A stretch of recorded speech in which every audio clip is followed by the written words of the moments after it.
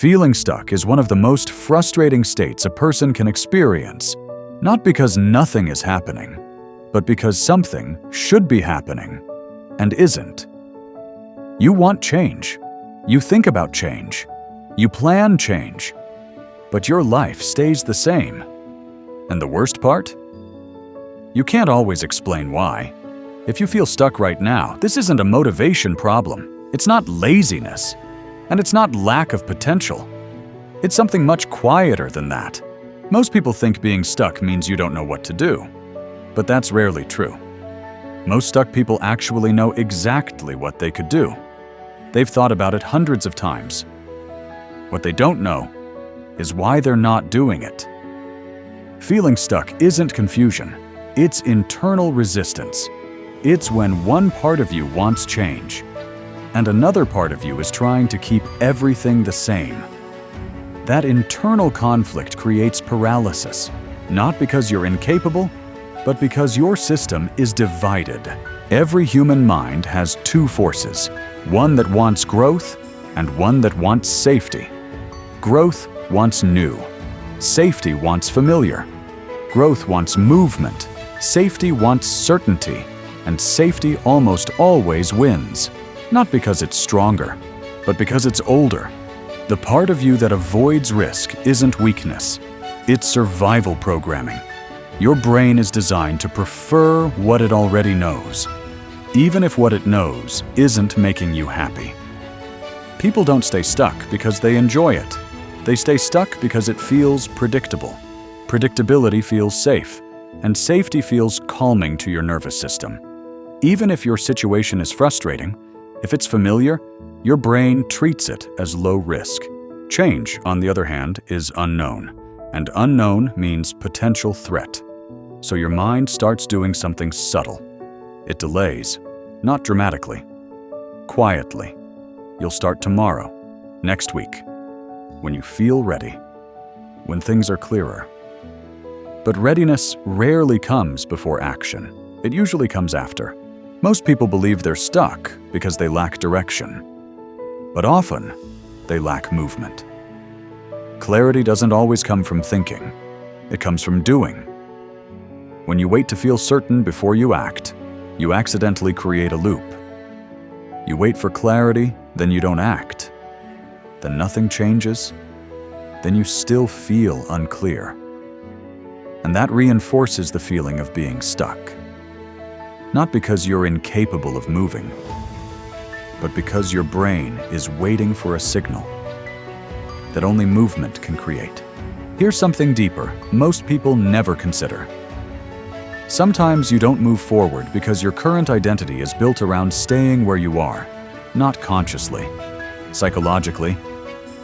Maybe you're used to being the careful one, or the responsible one, or the one who doesn't take risks, or the one who waits. When your identity is tied to a pattern, changing your behavior can feel like losing yourself. So your mind resists change not because it's bad for you, but because it feels unfamiliar. Your brain would rather keep a familiar identity than step into an unknown version of you. Here's something deeper most people never consider. Sometimes you don't move forward because your current identity is built around staying where you are, not consciously, psychologically. Maybe you're used to being the careful one, or the responsible one, or the one who doesn't take risks, or the one who waits. When your identity is tied to a pattern, changing your behavior can feel like losing yourself. So your mind resists change not because it's bad for you, but because it feels unfamiliar. Your brain would rather keep a familiar identity than step into an unknown version of you. Most stuck states are not logical. They're emotional. Underneath hesitation is usually one quiet fear. What if I try, and it doesn't work? Because failure doesn't just mean something didn't succeed. It can feel like proof that you weren't capable to begin with. So instead of risking failure, your mind suggests something safer. Wait. Waiting protects you from disappointment. but it also protects you from progress. And that's why feeling stuck often isn't about direction. It's about emotional protection. People think big change gets them unstuck. It rarely does. What actually breaks stagnation is small movement, not dramatic action, not sudden transformation, just motion. Because movement sends a signal to your brain. We're safe enough to continue. Progress isn't what creates confidence. Movement does. Confidence is a side effect of evidence, and evidence only comes from action. The goal isn't to stop feeling stuck. The goal is to understand what feeling stuck is trying to tell you. Usually it's saying, you don't feel safe moving yet. Not physically, psychologically. So instead of forcing motivation, ask yourself a different question. What feels risky about moving forward? Not, what should I do? But, what am I afraid might happen if I do it? That question turns confusion into clarity. You're not stuck because you're incapable.